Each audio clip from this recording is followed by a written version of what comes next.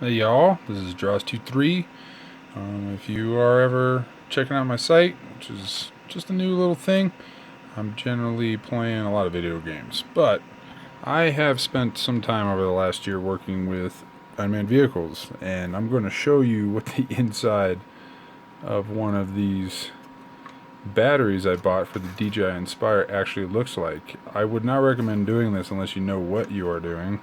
This has caused a little bit of problems for you, and also it has a fire hazard, so do not do that. But I'm just going to make a quick video and see if there's any interest in this, and then I'm going to go through a little bit of things that I found about it. What you're looking at in front of you, obviously, if anybody has an Inspire, you can always tell there's the shroud here for your battery indicator, your light function, and the little LEDs that light up. On the other side, all there really is a piece of plastic with nothing else underneath there.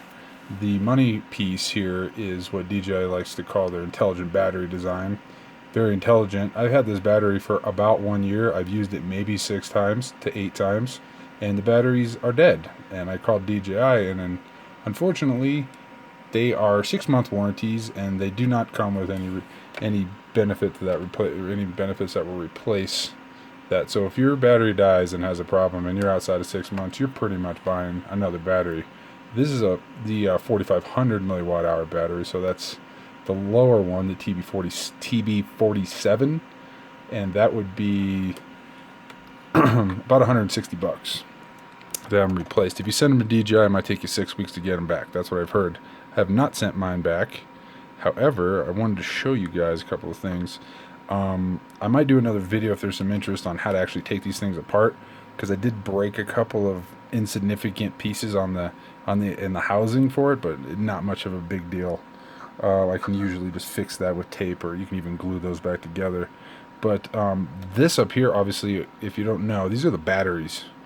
Now, DJI specifically, if you look on their website, they said that they do 6 in series. That's how they call their battery packs, which means they're just adding voltage across each one of these till you get to 6.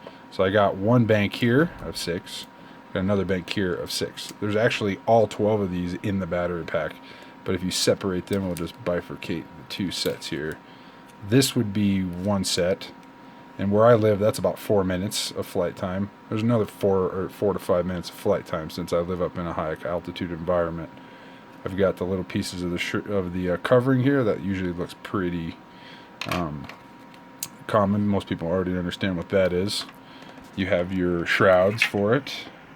There's the little pack there. TB47, 99 milliwatt hour, 22 volt.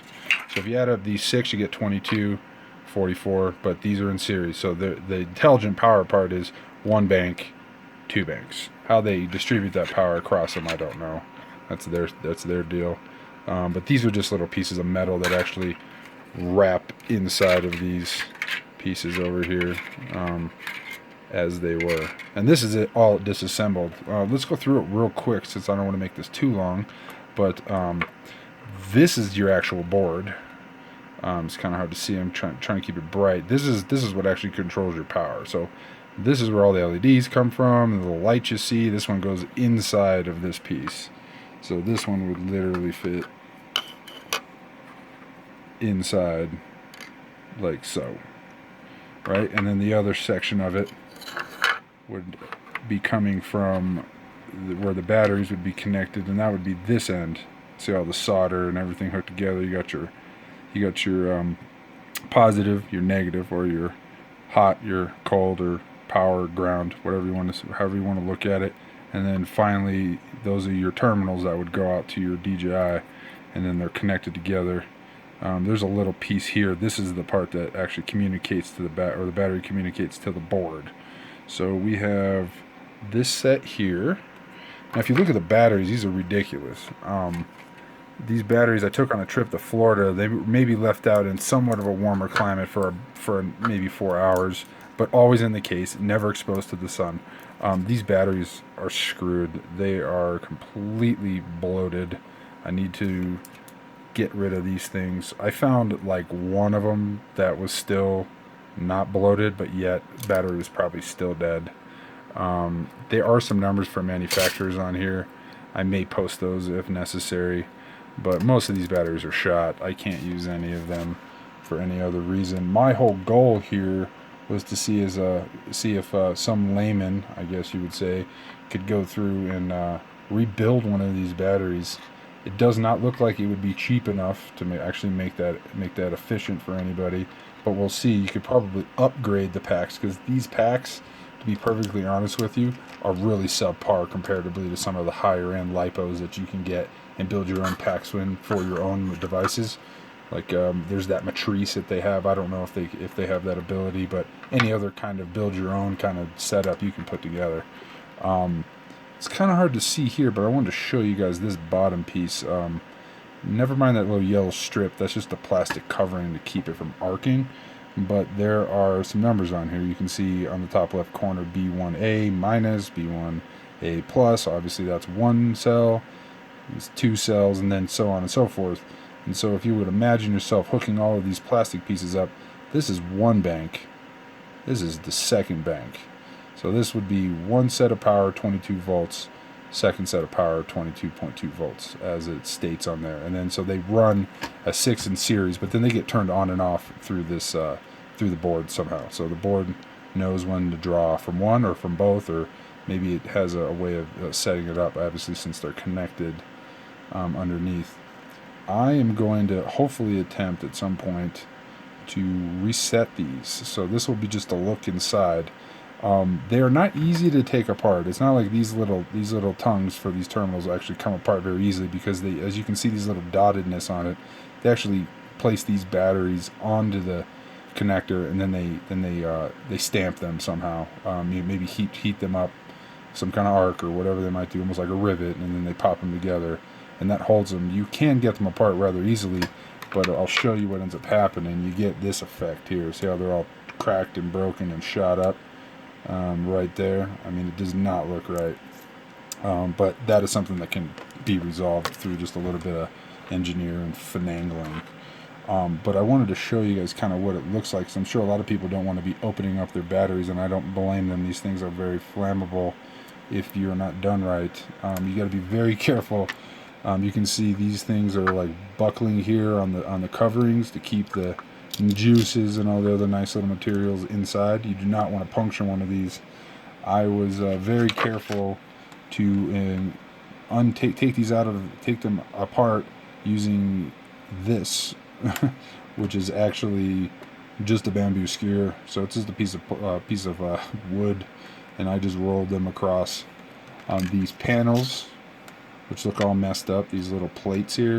You can also see some rubber tape, so they won't connect. They wouldn't bump into each other or make any vibrations while they're inside. So they basically pack them 2 by 2. So they go 2 on top of the other 2, and then they separate them with a metal sheet. Let me see if I can just take a sec and show this up to you. So there's kind of like an edging here, and what you would do is you would have one piece. I'll do it down here. It would set down.